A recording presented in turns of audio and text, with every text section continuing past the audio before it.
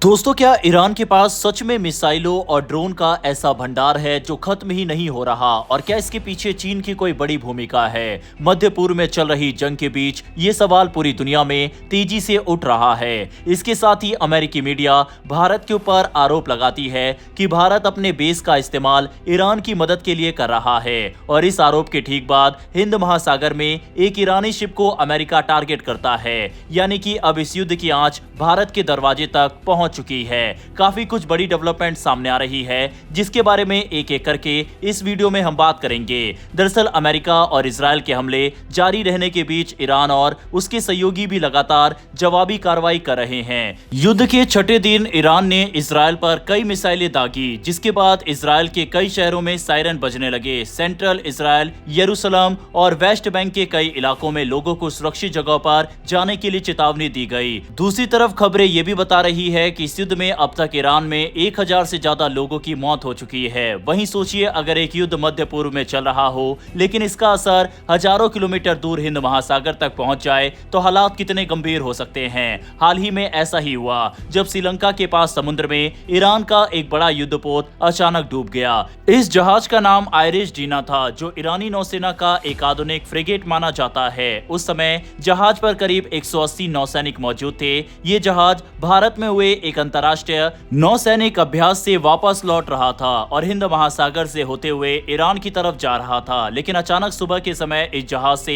एक आपातकालीन संदेश यानी डिस्ट्रेस कॉल भेजी गई। जहाज के अधिकारियों ने बताया कि जहाज में जोरदार विस्फोट हुआ और स्थिति नियंत्रण से बाहर हो रही है। इसके कुछ ही समय बाद ये युद्धपोत समुद्र में डूब गया। श्रीलंका की नौसेना और वायुसेना तुरंत बचाव अभियान के लिए पहुंची। बचाव टीमों ने समुद्र से कई लोगों को निकाला, लेकिन तब तक बहुत देर हो चुकी थी। रिपोर्ट्स के मुताबिक इस हादसे में कम से कम 87 लोगों की मौत हो गई, जबकि 32 लोगों को बचा लिया गया और उन्हें श्रीलंका के गाले शहर के अस्पताल में भर्ती कराया गया। कई लोग अभी भी लापता बताए गए। बाद में अमेरिका के रक्षा मंत्री पीट हेग्सेथ ने पुष्टि की कि यह कोई घटना नहीं थी, बल्कि अमेरिकी नौसेना की एक पनडुब्बी ने इस जहाज पर टॉर्पीडो हमला किया था। बताया गया है कि अमेरिकी पनडुब्बी ने एक शक्तिशाली मार्क 48 टॉर्पीडो दागा, जिसने जहाज के नीचे विस्फोट किया और कुछ ही मिनटों में पूरा युद्धपोत समुद्र में समा गया। ये घटना इसलिए भी खास मानी जा रही है क्योंकि द्वितीय विश्व युद्ध के बाद ये बहुत ही दुर्लभ मामला है जब किसी पनडुब्बी ने टॉर्पीडो से सीधे एक युद्धपोत को डुबो दिया हो। इस घटना के बाद ये साफ हो गया कि अब ये युद्ध सिर्फ मध्य पूर्व तक सीमित नहीं रहा,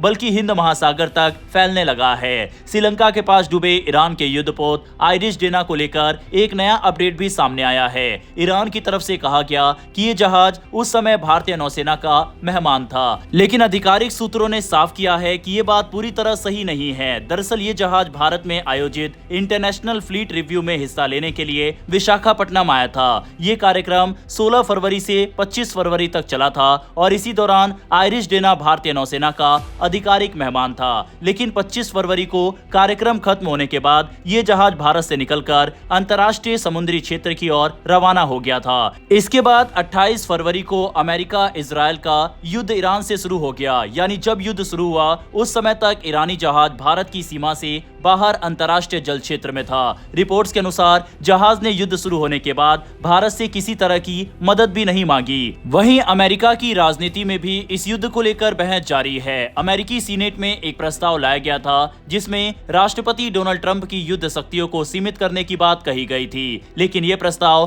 53 के मुकाबले 47 वोटों से खारिज हो गया। इसका मतलब है कि फिलहाल अमेरिका की सैन्य कार्रवाई जारी रह सकती है। अब सबसे बड़ा सवाल यही उठ रहा है कि ईरान के पास इतनी बड़ी संख्या में मिसाइलें और ड्रोन आखिर आए कहां से, क्योंकि अमेरिका और इजराइल ने ईरान के कई बड़े सैन्य ठिकानों और नेतृत्व को निशाना बनाया है। फिर भी ईरान लगातार हमले कर रहा है। एक्सपर्ट्स का कहना है कि इसका कारण वह विशाल हथियार भंडार है जिसे ईरान ने पिछले कई दशकों में तैयार किया है। ईरान की सैन्य रणनीति में मिसाइलों और ड्रोन की बहुत बड़ी भूमिका है। इसमें आत्मघाती शाही ड्रोन से लेकर फतेह जैसी हाइपरसोनिक मिसाइल सिस्टम तक शामिल है। इन हथियारों की मदद से ईरान दूर बैठे अपने दुश्मनों को भी निशाना बनाने की क्षमता रखता है। लेकिन इन हथियारों के विकास में चीन की भूमिका को लेकर भी काफी चर्चा हो रही है। कई रिपोर्ट्स के अनुसार ईरान के कई मिसाइल सिस्टम पुराने चीनी डिजाइन से प्रेरित है। ईरान इराक युद्ध के दौरान जब पश्चिमी देशों ने ईरान को हथियार देने से इंकार कर दिया था, तब चीन ने उसे मिसाइल सिस्टम उपलब्ध कराए थे। 1986 में चीन ने ईरान को एंटी शिप मिसाइल सिस्टम भी दिए थे, जिनका इस्तेमाल उस समय खाड़ी क्षेत्र में जहाजों पर हमले के लिए किया गया था।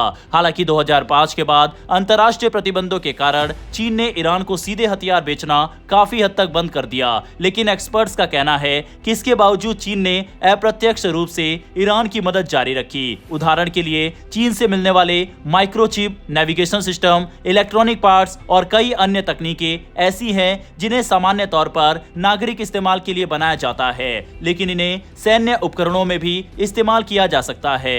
रिपोर्ट्स के मुताबिक चीन ने ईरान को मिसाइलों में इस्तेमाल होने वाले ईंधन की कुछ अहम रसायन भी सप्लाई किए। इसके बदले में चीन ईरान से बड़ी मात्रा में तेल खरीदता है। अनुमान है कि ईरान के लगभग 90% तेल निर्यात का बड़ा हिस्सा चीन को ही जाता है।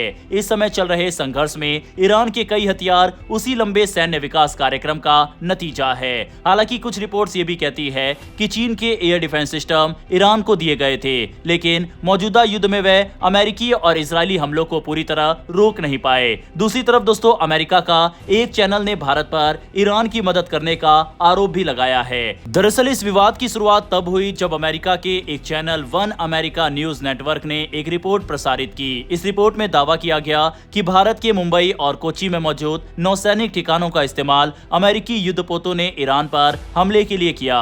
चैनल ने यह भी कहा कि भारत और अमेरिका के बीच किसी तरह का खुफिया सहयोग हुआ है, जिसके जरिए फारस की खाड़ी में ईरान के प्रभाव को कमजोर करने की रणनीति बनाई गई। ये रिपोर्ट सामने आते ही सोशल मीडिया पर तेजी से वायरल हो गई। खासकर एक्स और टेलीग्राम जैसे प्लेटफॉर्म पर इसको लाखों लोगों ने देखा और शेयर किया गया। इसके बाद दक्षिण एशिया और मध्य पूर्व के कई लोगों ने इस पर अलग अलग प्रतिक्रियाएं दी। कुछ लोगों ने इसे भारत की नई रणनीति बताया, जबकि कई लोगों ने इस दावे पर सवाल भी उठाए। लेकिन इसके तुरंत बाद भारत की मिनिस्ट्री ऑफ एक्सटर्नल अफेयर्स यानी विदेश मंत्रालय ने इन सभी दावों को पूरी तरह खारिज कर दिया। विदेश मंत्रालय ने कहा कि ये रिपोर्ट पूरी तरह बेबुनियाद और मनगढ़ंत है और इसमें सच्चाई का कोई आधार नहीं है। भारत सरकार के आधिकारिक फैक्ट चेक अकाउंट ने भी सोशल मीडिया पर बयान जारी करते हुए कहा कि इस तरह की भ्रामक खबरों से सावधान रहने की जरूरत है। सरकार ने लोगों से अपील की कि किसी भी खबर को सच मानने से पहले उसके स्रोत की पुष्टि जरूर करें और अगर कोई गलत जानकारी फैलती दिखे तो उसे रिपोर्ट करें। एक्सपर्ट्स का मानना है कि भारत इस समय एक संतुलित कूटनीति अपनाने की कोशिश कर रहा है।